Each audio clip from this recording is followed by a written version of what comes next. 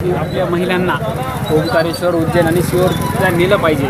माझ्या आईच्या इच्छेसाठी मी केलं. आई आज खुश झालेली आहे. हे सर्व पाहून आईचे डोळे भरून आलेले आहेत. नेमकं कसं तुम्ही नियोजन केलंय? हे इथून कुटुंब कसं जाणार? आज हे या ठिकाणी निघणार आहेत 4:30-5 पर्यंत.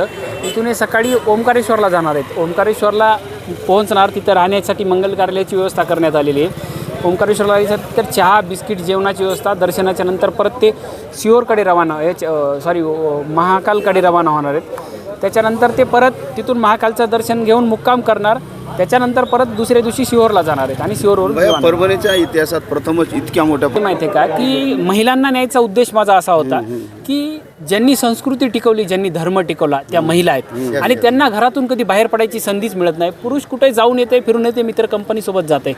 म्हणून मी सर्वांनी आणि माझ्या मित्र कंपनी मिळून हे सगळं नियोजन केलेलं आहे. निश्चितच 8 वाजेपर्यंत प्रस्थान होणार आहे. पदाधिकारी सर्व सोबत आहेत. जवळपास 101 मुलं सोबत आहेत. प्रत्येक गाडीमध्ये आमचे 4 मुलं राहणार आहेत.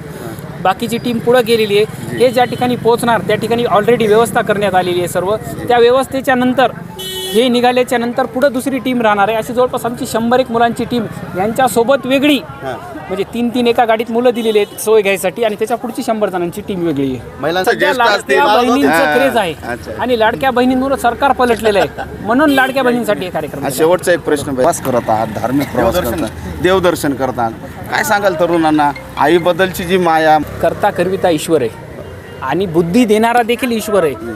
आपल्या आईच्या रूपानं आपल्याला बुद्धी त्यांनी दिली. त्याच्याबद्दल मी ईश्वराचा पहिल्यांदा ऋणी आहे की शेवटी आपण आपलं ज्याच्यापासून सुरुवात झालेली आहे त्याच्या पैशी न्यायचं आपल्याला ही बुद्धी ज्यांनी दिली ते ईश्वर आहे. निश्चित.